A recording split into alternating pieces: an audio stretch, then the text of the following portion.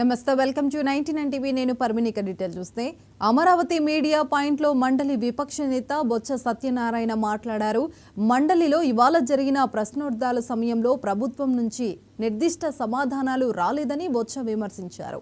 అమరావతి భూముల scam, silk scam, AgriGold దందాలని విచారణ చేయాలని అడిగాం.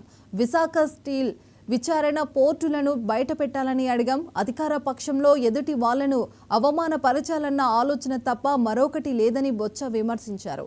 వైసీపీ మీద, మాజీ సీఎం మీద బురద చల్లాలని ఆరోపణలు చేశారు కాబట్టే సభ నుంచి వాకౌట్ చేశామని మండలి విపక్ష నాయకులు బొత్స సత్యనారాయణ అన్నారు. మన దేశంలో ప్రతిదీ జరగాలని ఎక్కడైనా మీకు ఇచ్చిందా? మరి ఇప్పుడు జరుగుతున్న ఈ లెక్కర్ ట్రాన్సాక్షన్ డిజిటల్ కరెన్సీ జరుగుతుందా? జరుగుతుందని చెప్పండి. డిజిటల్ కరెన్సీని ఎక్కువగా ఇన్వాల్వ్ చేయాలని చెప్పి దేశ ప్రధాని దగ్గర నుంచి అందరూ. నాకే రాదు, నేనే ఏటీఎం కార్డు వాడను.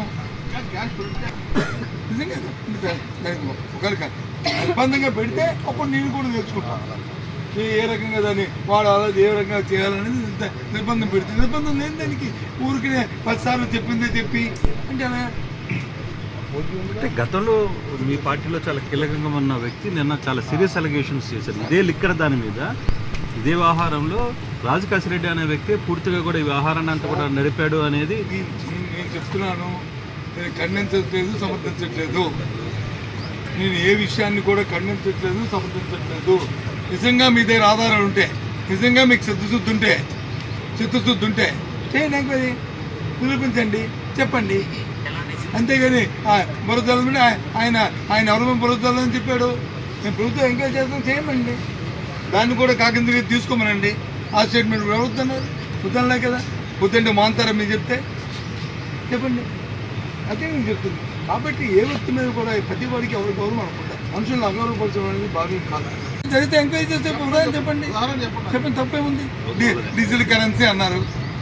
డిజిటల్ కరెన్సీ ఇవ్వాలని భారతదేశం మన దేశంలో ప్రతిదీ డిజిటల్ కరెన్సీ జరగాలని ఎక్కడైనా మీకు ఇచ్చిందా? మరి ఇప్పుడు